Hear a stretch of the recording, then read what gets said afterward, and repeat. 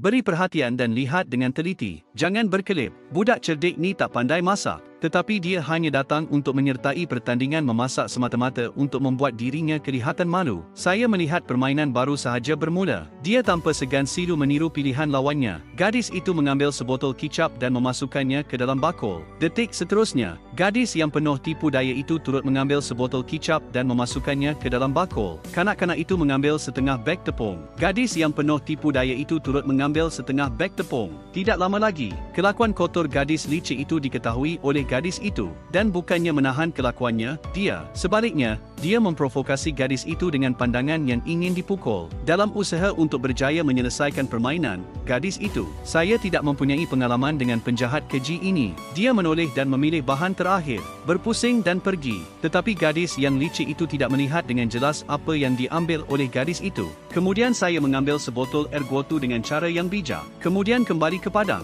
Namun, helah seksi gadis licik itu jauh lebih daripada itu.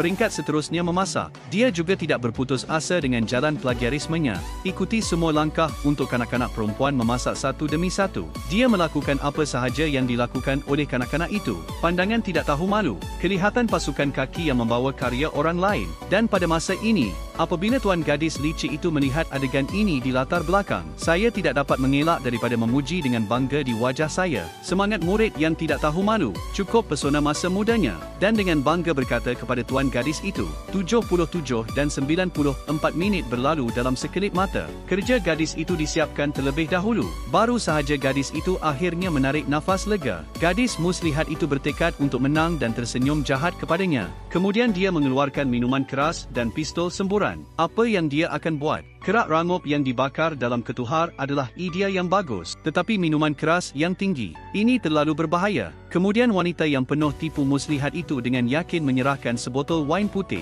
Tuangkan semuanya ke dalam periuk. Tanpa diduga, adegan seterusnya, ia langsung mengejutkan semua yang hadir.